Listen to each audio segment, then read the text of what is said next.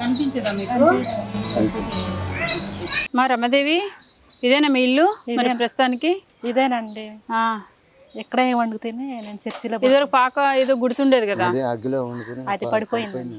పడిపోయినంత వరకు ఏం చేస్తున్నారు మీరు? ఇద్దరు వయసులోనే ఉన్నారు కదా. అసలు నేను పని చేయలేను, నేను పనికి వెళ్ళలేను. మీది ఎన్నో పెళ్ళండి? ఇవిడిది 3 పెళ్ళిళ్ళు చేసుకున్నారు. ఎందుకు 3 పెళ్ళిళ్ళు చేసుకున్నారు?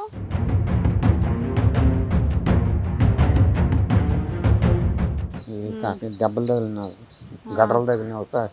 మైండ్ పని చేయదు. ఒకట పురుగు ముట్టుకుందని రక్త పని చేయదు. పురుగు ముట్టుకుందా అంటే పామా? కాటేసి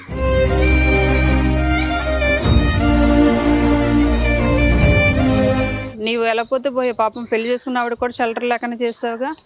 ఒక వైఫ్ పోగా ఇంకొక వైఫ్ని రెడీ చేసుకుంటున్నారు, కానీ ఇల్లు పాడవుతుంది కదా, పాడవక ముందే మనం ఇల్లుని రెడీ చేసుకుందామని మాత్రం అనుకోలేదు.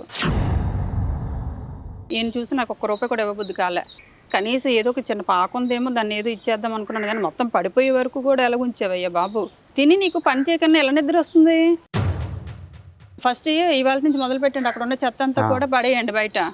ఈయన పని చేస్తున్నాడో లేదో నాకు వీడియో తీసి పెట్టండి.